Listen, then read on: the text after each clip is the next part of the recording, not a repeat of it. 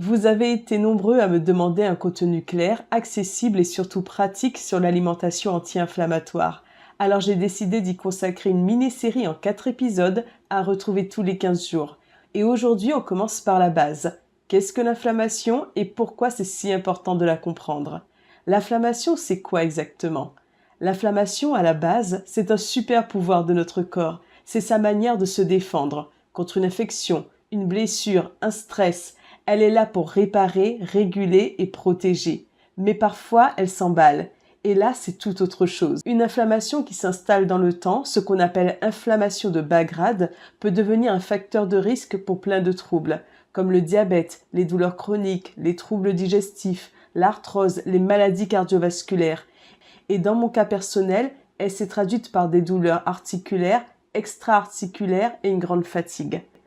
Alors oui, on ne peut pas tout régler avec l'alimentation, mais elle peut vraiment faire une différence. Réduire l'inflammation, ce n'est pas juste une question d'assiette, c'est un équilibre global entre le sommeil, viser 7 à 9 heures de sommeil de qualité par nuit, la gestion du stress, car un stress chronique augmente le cortisol et donc l'inflammation, l'activité physique, 30 minutes d'activité modérée par jour, ça compte, et bien sûr l'alimentation. Et c'est justement ce qu'on va explorer ensemble dans cette série. On entend souvent parler d'aliments anti-inflammatoires et d'aliments pro-inflammatoires. Mais attention, ce n'est jamais tout noir ou tout blanc. Ce qui est inflammatoire pour l'un peut être neutre, voire bénéfique pour l'autre. Tout dépend du terrain, de l'état inflammatoire, de la tolérance individuelle. Et c'est réellement dommage de se priver d'aliments qui, en l'absence de pathologie, peuvent justement avoir un potentiel anti-inflammatoire. C'est exactement ce qu'on va creuser ensemble dans les prochains épisodes.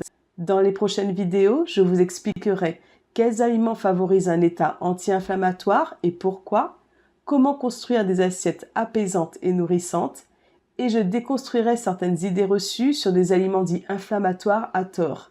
En attendant, je vous dis à très vite et prenez soin de vous.